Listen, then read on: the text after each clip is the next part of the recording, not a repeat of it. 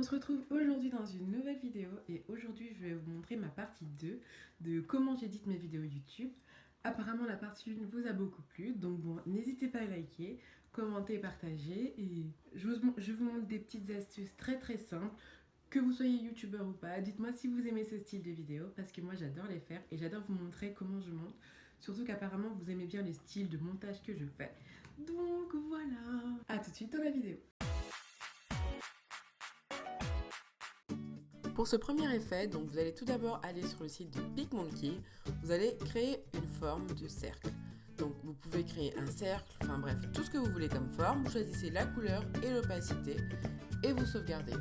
J'ai ensuite créé une deuxième forme et c'est là tout l'effet de la chose. Donc vous créez deux formes. Vous appuyez sur V pour mettre en off et ensuite vous allez créer un keyframe. Donc je pense que tout le monde sait comment faire un keyframe. Donc voilà, tout au long de votre image pour le faire bouger. Ici je l'ai fait bouger en fonction de mon mouvement à moi. Donc c'est vraiment très subtil et vous devez y aller très lentement. Pour le deuxième, donc vous appuyez sur V, vous mettez votre texte, vous mettez tout ce que vous avez besoin en fait dessus.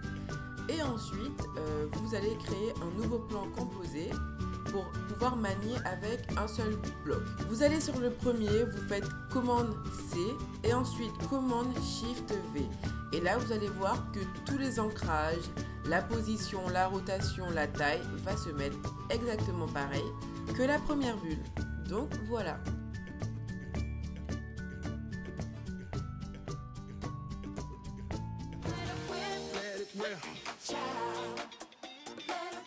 Pour ce deuxième effet, je vais vous montrer comment faire un texte qui apparaît comme ça, comme un message. Donc vous allez sur PicMonkey, donc vous allez créer une feuille. La taille n'est pas forcément importante. Et sur Google, vous tapez Peel Shape. Donc ici, je choisis un blanc car on peut modifier la couleur, mais attention que le fond soit transparent. Vous l'ouvrez ensuite dans PicMonkey. Vous inscrivez votre texte, donc celui que vous voulez, et ensuite vous recadrez à chaque fois. Donc pour que ça aille correctement avec votre texte. Vous dupliquez plusieurs fois votre image de Peels, vous le mettez bien en background et ensuite avec la gomme, vous venez gommer en fait tous les petits rebords.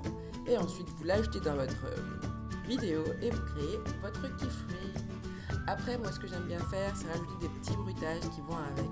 Ça rajoute un petit peu d'intensité au texte et à l'effet. Ici, je vais vous montrer comment jouer avec l'opacité, plutôt les effets.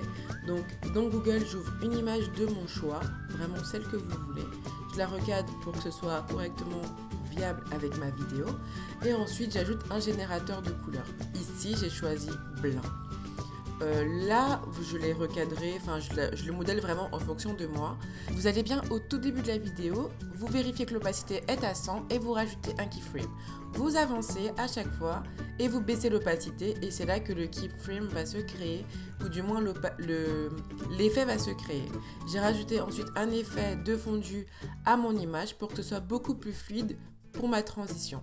Je rajoute ensuite des textes, etc., ce que vous voulez. Et voilà le résultat final.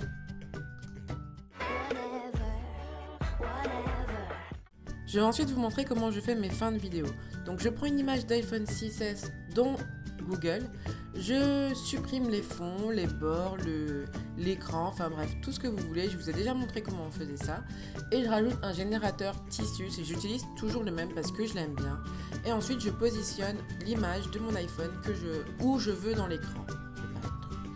J'ai ensuite enregistré l'écran de mon iPhone sur Instagram et ensuite je le replace correctement dans l'iPhone de telle façon à ce que ce soit fluide et que ce soit naturel en fait. Je prends ensuite une vidéo de moi que ensuite j'ajuste en fait au niveau de la taille, je la rétrécis et ensuite je vais dans les effets rajouter l'effet bordure à ma vidéo. Et je trouve que ça crée comme une espèce de petit schéma très sympathique. Vous pouvez aussi changer la couleur, la taille, l'épaisseur, l'opacité, enfin vous pouvez vraiment faire ce que vous voulez. Donc voilà, c'est un petit style que depuis quelques temps j'utilise et que j'aime bien. Donc n'hésitez pas à liker si vous aussi vous aimez bien. Et voilà tout le monde, j'espère j'espère que cette vidéo vous aura plu. Si c'est le cas, comme d'habitude, n'hésitez pas à liker la vidéo, à commenter et à la partager.